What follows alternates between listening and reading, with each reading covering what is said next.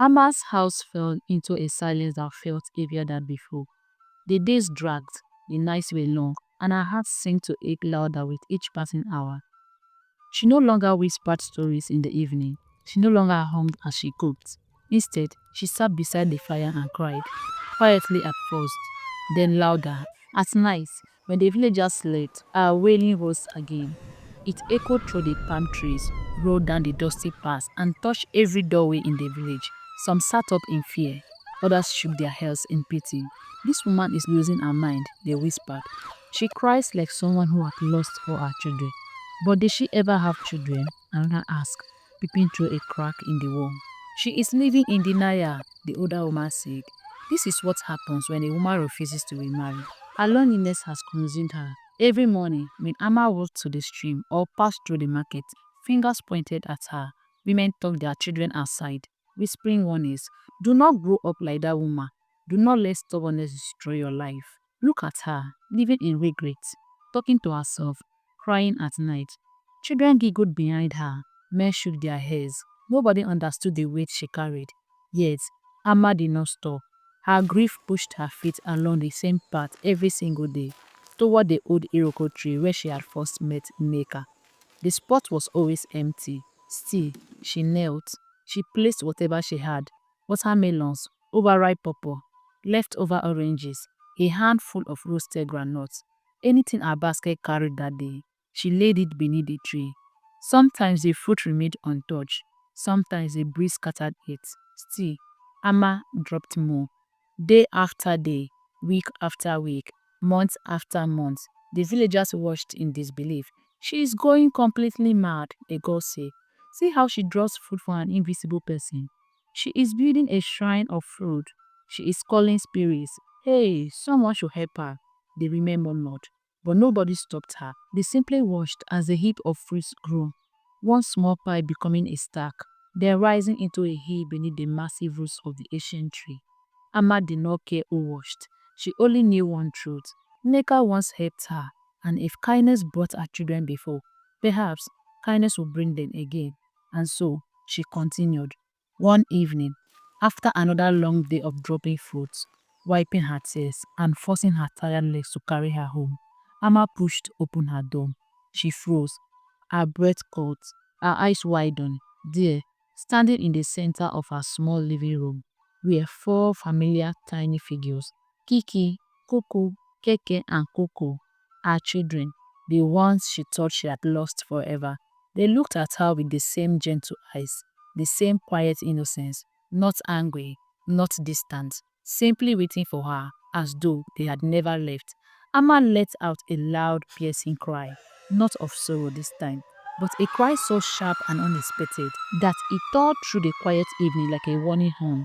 The sound shot across the village, echoing between the mud walls and rattling sleeping chickens. For a moment, everyone froze. Then a man shouted, "Whoa!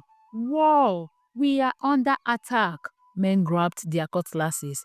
Women pulled their children closer. Some villagers ran out of their compounds, hearts pounding, thinking danger had fallen upon the village. But when they rushed to Amma's compound, ready for anything, they found her kneeling down and hugging what seemed invisible to them, laughing, rejoicing, talking excitedly to herself. They sighed, shook their heads. One shouted, "This woman again? Yesterday she was crying like a wounded goat. Today she is laughing like someone who had won a festival prize. Is your madness seasonal? Woman, what do you want?" They dropped their weapons and retired to their compounds with angry facial expression. Life continued with Amma and her children. Her compound now blossomed with quiet movement and gentle laughter again. She cooked with them, rejoiced with them, and told them long, winding stories. Stories of brave hunters, talking animals, ancient spirits, and forgotten kings. But this time, Amma developed a habit no one could explain. Each time they finished cooking, after the fire had died down, Amma would carefully gather the ashes with both hands and pour them into a large clay pot in the corner of her hut. She did this every day without fail. Whenever the children asked, "Mama, why are you keeping the ashes?" Amma would smile softly and say, "Do not worry, my children. In due time, you will understand." They accepted her answer without question. for their hearts were gentle and trusting. Evenings in Amma's compound were filled with affection. Sometimes the children sat behind her, tiny fingers sectioning her hair into neat lines, plaiting it with care. Other times, two would massage her shoulders, while another gently scratching her back the way a loving child would tend to an elder. Amma would laugh freely, the kind of laughter that had not touched her lips in decades. Her joy rose into the air, drifting into neighboring compounds like music. And once again, the neighbors shook their head. She no longer cares how anyone sees her. But Amma truly did not care. Sometimes she even took her children to the market. She would place small bowls of fruits on their invisible heads and walk behind them proudly in the village path that leads to a market. To her eyes, they marched slowly in a neat line, four little helpers on their way to sell what their mother cultivates. To everyone else, Amma was simply crawling through the village path behind empty air. Villagers behind her would shout, "Amma, move! You are blocking the road." And she would reply, "My children are walking in front of me. Do not rush. If you want to pass, go ahead. But be careful. Nobody should step on my children." The people stood in silence. Then a woman said, "Amma, your madness is rapidly developing. You need to do something about it." But their judgments rolled over our shoulders like dry leaves in the wind. Sometimes our children played outside the compound, their small feet dancing in circles only she could see.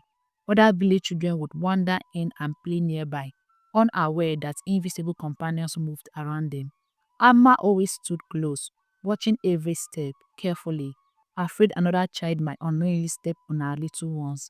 To others, she appeared like a guard dog, staring intensely at empty space. But Amma stayed firm. This was her little family, her answered prayer, her joy restored, even if the rest of the world saw only madness. And so, she lived her life that way. But one day, some villagers began to whisper among themselves, "Wait, have you noticed that Amma no longer fetches water from the stream?" One woman said as she pounded yam. Another frowned. "It's true. I haven't seen her carrying firewood either. Yet, there's always firewood in her kitchen." A man sitting nearby leaned closer. "Something is happening in that woman's house. Either she is hiding something, or maybe, just maybe, she really does have children helping her." The villagers paused. The thought unsettled them, and so a small group of women decided to visit Amma, not with gossip, but with genuine curiosity. They went to her compound and called gently, "Amma." Amma stepped out, smiling calmly. One of them spoke first. "Amma, we want to ask you something. If you are truly not mad, can you prove it to us? Is there a way you can show us that you are not imagining things?" Amma looked at them with soft eyes and smiles. Then she turned and walked inside her house. Her children gathered around her. She knelt beside them and whispered, "These women want to see that I am not mad. Do you all agree to this?" The little ones nodded. "But Mama," they said, "they cannot see us." "I know," Amma replied with a smile. "I don't want them to see you either. I only want them to witness your work. They will watch how this house will transform. Then I will explain to them that only I can see you as my children, but the world can never." The children agreed. Amma invited the women inside. "Sit," she said calmly. "Watch what will happen in this house." And before the women's eyes, the house began to transform. Mats folded themselves. Baskets moved into corners. The floor swept itself clean. Pots arranged themselves neatly. Even the curtains fluttered as though tiny hands were straightening them. The women gasped. "Amma, something is truly here. She has been telling the truth. She is not mad, she is blessed," they said to one another with shock and excitement. From that day, villagers began to come quietly, standing at our fence, hoping that maybe, just maybe, they would see the invisible children. But no matter how long they stayed, they saw nothing but Amma's peaceful smile. And so, time passed. Amma became very old. Her back bent, her steps slowed, but her heart remained full. She lived to be 95 years old. She kept unpacking the ashes into the big clay pot. And one calm evening, beneath the moonlight, she called her children together. They sat around her, their tiny faces glowing like warm lanterns. Amma told them stories, funny ones, old ones, long ones. They laughed and laughed until their joy rose into the sky like sparks from a fire. Then Amma drew a deep breath. Her expression softened. My children, she said, listen carefully. Any day you find that I do not wake up, do not cry, do not call for help. Life and death work together. And when death comes, it simply means life has finished its journey. The children's faces grew still.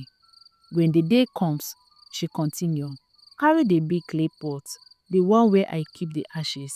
Take the ashes and pour a straight line from my doorstep to every doorstep in the village. They will follow that line back to me. Let them see that I am gone. They will know what to do. The children nodded silently. The next morning, Amma did not rise. Heartbroken but obedient, did exactly as she had instructed. They carried the pot, poured the ashes in one long perfect tray that wound through every part of the village and returned to her home. When the villagers woke up and stepped outside, they saw the strange line of ashes. What is this? Where does it lead? Who poured this? They followed the tray, all of them, until it led them straight to Amma's compound. There lay the old woman, perfect, silent, but gone. The villagers bowed their heads. Many began to weep. They buried her with the greatest honor they had ever given any woman in the village. They called her Amma, the mother of invisible children. After the burial, the children quietly returned into their shell and vanished off. Our story touched them so deeply that they contributed money and built a sculpture in her honor. Amma sitting proudly with four small children on her laps. And every year, during the new moon, they told her story to the younger generation. Moral lesson: be kind, be brave, stand by what you know is true, even when the world mocks you. Remember Amma, who loved what others could not see. And so, Amma's story lived on, long after her footsteps had faded from the dusty village path. Thank you so much, my amazing viewers, for joining me on this storytelling part. If you enjoyed it, please like, give us a comment, share to your loved ones, and subscribe to this channel. Your support helps us to create more beautiful African tales for you. Till then, see you in my next story. Bye.